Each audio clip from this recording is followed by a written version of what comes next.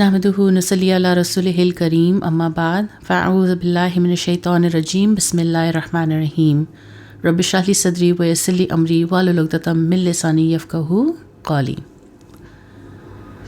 درس حدیث میں ہماری کتاب کا جو سلسلہ ہم نے شروع کیا ہے ریاض الصالحین، اس میں آج ہمارا حدیث نمبر 9 ہونے جا رہا ہے، جس کا عنوان ہے قاتل اور مقتول دونوں جہنمی ہیں۔ تو حدیث کی طرف آتے ہیں۔ اللہم صلی علی سیدنا و مولانا محمد وعلی آل سیدنا و مولانا محمد مبارک وسلم۔ حدیث مبارکہ ہے کہ نبی پاک صلی اللہ علیہ وسلم نے ارشاد فرمایا، جب دو مسلمان تلواریں نکال کر آپس میں ایک دوسرے پر وار کرتے ہیں تو اس لڑائی میں قتل کرنے والا یعنی قاتل اور قتل ہونے والا یعنی مقتول دونوں جہنمی ہیں۔ صحابہ نے عرض کیا کہ قاتل تو بے شک جہنمی ہے کہ اس نے ایک مومن کا قتل کیا، مگر مقتول کا کیا قصور؟ وہ جہنمی کیوں ہے؟ وہ تو شہید ہونا چاہیے۔ آپ صلی اللہ علیہ وسلم نے فرمایا، اس لیے کہ وہ بھی اپنے مقابل کو قتل کرنا چاہتا تھا۔ یعنی اس حدیث میں انسان کی نیت اور اس کے اعمال اور اس کے افعال میں اتنا اثر رکھتی ہے کہ جو شخص قتل ہو گیا، اس نے قاتل کو تو قتل نہیں کیا مگر پھر بھی جہنمی ہے، صرف اس لیے کہ وہ ایک مسلمان کے قتل کرنے کا ارادہ رکھتا تھا، نیت رکھتا تھا۔ اگر اس کا وار خالی نہ آ جاتا تو وہ یقیناً اس کو قتل کر دیتا، تو اس وجہ سے وہ جہنمی ہوا، تو دونوں جہنمی ہوئے۔ لیکن اب جس کا قتل ہوا وہ قاتل کی طرح جہنمی تو ضرور ہوگا، مگر دونوں کے جرم اور سزا میں فرق ہوگا۔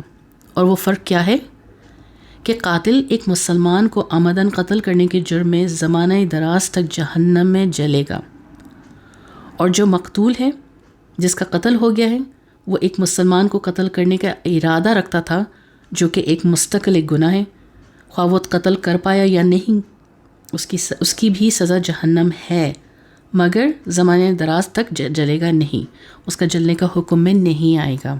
دوسری اہم بات یہ کہ نیت انسان کی زندگی میں بہت بڑا عمل ہے۔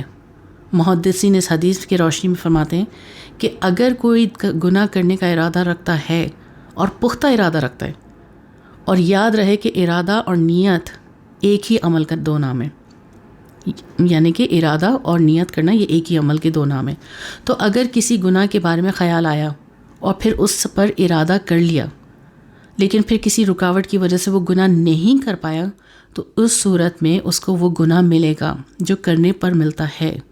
لیکن اگر توبہ کر لیا، اللہ کے فضل اور کرم ہوا، تو اس گناہ سے وہ بچ جائے گا۔ اور محدثین فرماتے ہیں کہ اس حدیث میں لڑائی جو آئی ہے لفظ، تو لڑائی سے مراد جو دنیا کی خاطر کی جائے، دنیا کی محبت میں کی جائے، یعنی اس میں شرعی معاملہ نہ ہو، تو اس پر دونوں کو عمل اور نیت پر سزا ہے۔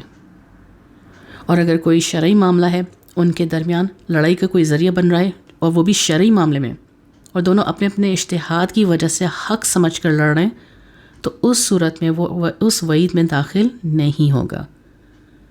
تو ہمیں ہمیشہ اپنے ارادے اور نیت پر دھیان دینا ہے۔